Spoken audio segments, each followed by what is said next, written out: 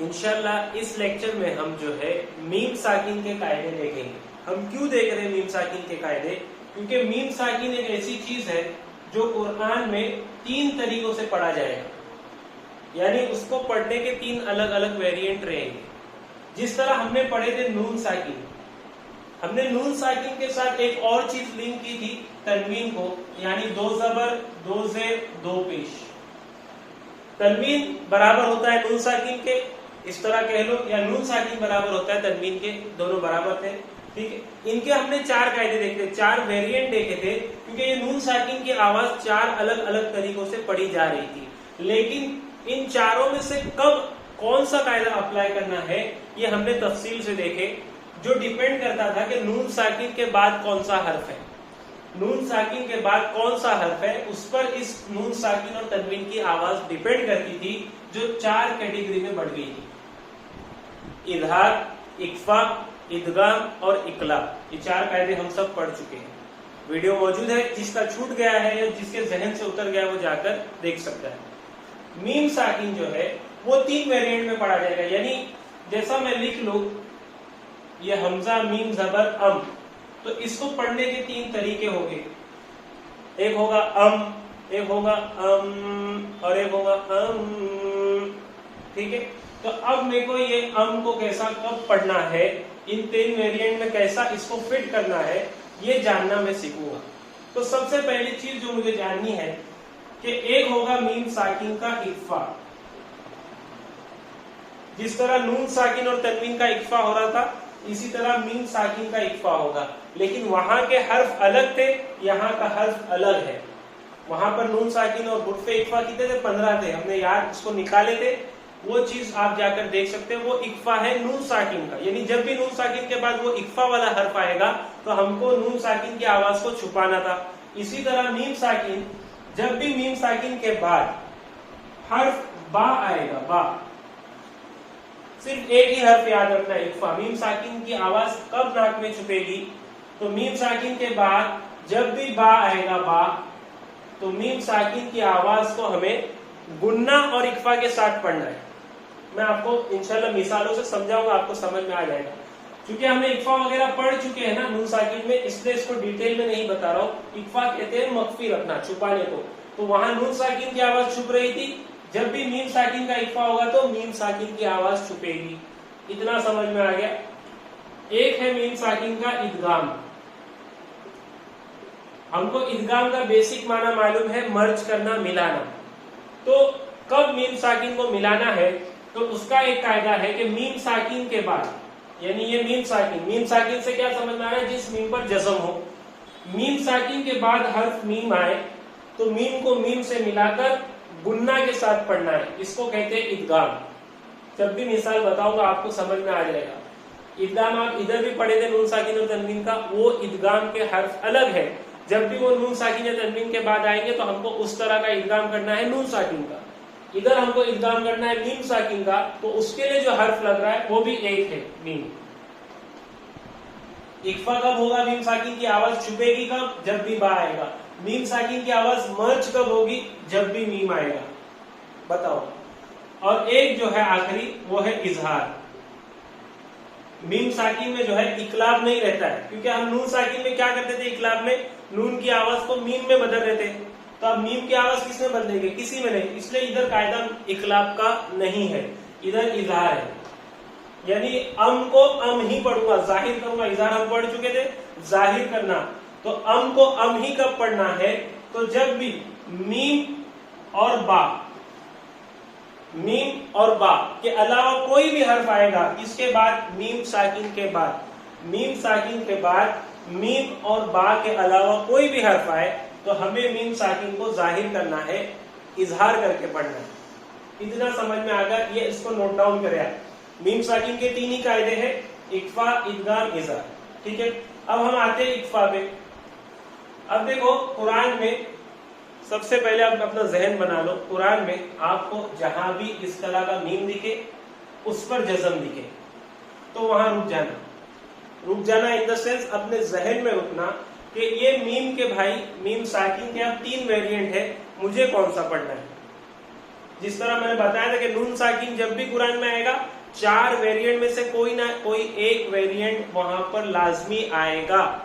یعنی ان جس طرح بھی تھا یا جو بھی تھا ادھر ہم کو دھیان دے کر اس طرح کا اپلائی کرنا تھا.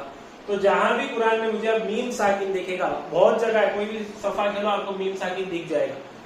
تو میم ساکن جہاں بھی مجھے دکھے گا وہاں پر مجھے ذہن میں فوراً یہ بات لانا ہے کہ یہ 3 قاعدے ہیں, یہ 3 ویریئنٹ ہے, اس میں سے ایک ویریئنٹ یہاں پر آ رہا ہے. کون سا؟ وہ میں نے بتا دیا کہ جب بھی اس کے بعد با آئے گا تو اخفا, جب بھی اس کے بعد میم آئے گا تو ادغام, اور جب بھی یہ 2 حرف میم اور با کے علاوہ کوئی اور حرف آئے گا تو اظہار ہوگا. اب یہاں پر دیکھو ان ربہم, تو ربہم میں یہ کیا آ گیا؟ میم ساکن آ گیا. ٹھیک ہے, قاعدے نے کیا بولا ہے کہ میم ساکن کے بعد والے ہی حرف دیکھنا ہے. تینوں ویریئنٹ میں کیا دیکھنا ہے؟ میم ساکن کے بعد والا حرف. تو یہاں پر بعد والا حرف کیا ہے؟ با.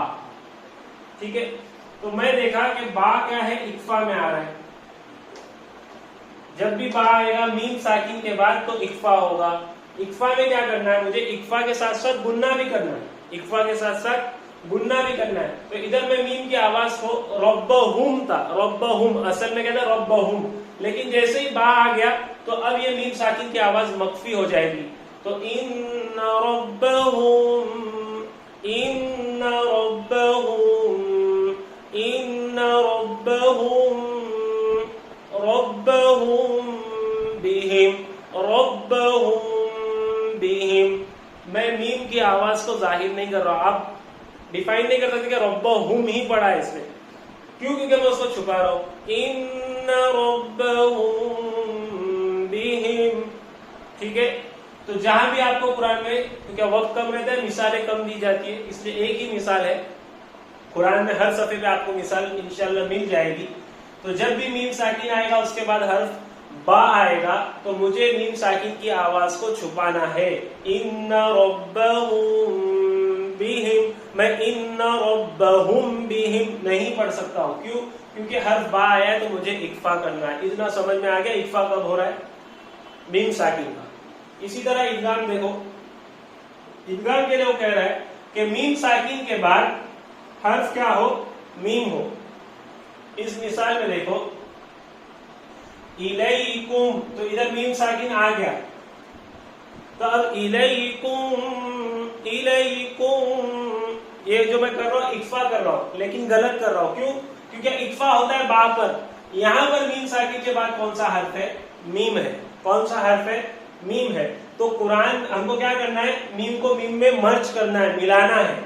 تو الیکم اور غنہ کے ساتھ پڑھنا ہے. الیکم مرسلون, الیکم مرسلون. ہماری سمجھ کے لیے قرآن میں یہاں پر کیا رہے گا؟ تشدید رہے گا. آپ کو تشدید دیا ہوا رہے گا, آپ ڈائریکٹ اس کو کیا کرتے ہو؟ مرج ہی کرتے ہو. ادغام کس کو کہتے ہیں؟ مرج کرنا, ملانے کو. تو آپ میم ساکن کو اس میم میں کیا کر رہے ہو؟ مرج کر رہے ہو. الیکم مرسلون. اب الیکم مرسلون بھی ہو سکتا تھا, ہم بغیر گناہ کے بھی پڑھ سکتے تھے, لیکن وہ ظاہر ہو جاتا. ہمیں ظاہر نہیں کرنا ہے, مرج کرنا ہے. مرج میں ہم کو گناہ ساتھ میں دینا ہے اس کو. الیکم مرسلون. ادھر دیکھو صرف گناہ ہو رہا ہے. الیکم مرسلون. ادھر کیا ہو رہا ہے؟ گناہ اور اخفا ہو رہے. ان ربہم بہم, ان ربہم بہم. ادھر کیا ہو رہا ہے؟ الیکم مرسلون. سمجھ میں آ گیا؟ میم ساکن کے بعد میم آیا. جہاں بھی آپ کو میم ساکن دکھے اس کے بعد میم آئے تو ادغام ہو رہا ہے میم ساکن کا. ہماری سمجھ کے لیے وہاں پر کیا رہے گا؟ تشدید دیا ہوا رہے گا. اتنا سمجھ میں آ گیا؟ یہ مثال ایک ہی ہے. آپ قرآن میں بہت سارے اس طرح کی مثال, وقت کم ہے اس لیے ایک ہی مثال. ٹھیک ہے, اب دیکھو میم ساکن آ گیا, حرف کیا آ رہا ہے؟ یا آ رہا ہے. تو میم اور با کے علاوہ یا, تو اسی کیٹیگری میں آ گیا نا. جتنے حرف ہے اس میں سے میم اور با کو الگ کر دو. جب بھی میم ساکن کے بعد میم اور با کے علاوہ کوئی بھی حرف آئے گا, کوئی بھی حرف, تو ہمیں میم ساکن کی آواز کو ظاہر کرنا ہے. جیسی ہے ویسی پڑھنا ہے. اظہار کہتے ہیں ظاہر کر کے پڑھنے کو, جیسی ہے ویسی پڑھنا ہے. تو جب میں پڑھوں گا تو لام میم زبر لم, یہ میں نے ظاہر کیا. کیوں؟ کیونکہ یہاں پر آ گیا ہے یا. اگر یہاں پر با رہتا تو لم लम्ब, इक्फा और गुन्ना होता। अगर यहाँ पे मीम रहता तो लम, गुन्ना के साथ इदगाम होता, लेकिन यहाँ पर क्या हर्फ आ रहा है, या आ रहा है। तो मीम साकिन के बाद या आ रहा है, तो मुझे जैसी मीम साकिन की ओरिजिनल आवाज है लाम मीम जबर लम, तो लम ही पढ़ना है। लम यलबसु, लम यलबसु, इतना समझ में आ गया। इधर देखो मीम साकिन आ गया, उसके बाद हर्फ आ रहा है फा, तो अब मैं हुम नहीं करूंगा, हुम नहीं करूंगा, बल्कि क्या करूंगा, हुम फीहा, हुम फीहा। क्यों? क्योंकि मीम साकिन के बाद फा आ रहा है, क्योंकि वो बा और मीम में से नहीं है, इसके अलावा है फा, तो मुझे इधर मीम साकिन की आवाज को जाहिर करना है। कुरान में अक्सर जो गलती होती है मीम साकिन पे, कि हम कभी भी नाक में ले जाते रहते हैं, कभी भी उसको छुपाते रहते हैं, इस तरह नहीं। सिर्फ दो हर्फ याद रखना है, जब भी बा आएगा तो इक्फा करना है, छुपाना है, उसके साथ साथ गुन्ना भी करना है, और जब भी मीम आएगा तो मीम को क्या करना है, मीम से मिलाकर गुन्ना के साथ पढ़ना है, इलैकुम मुरसलून।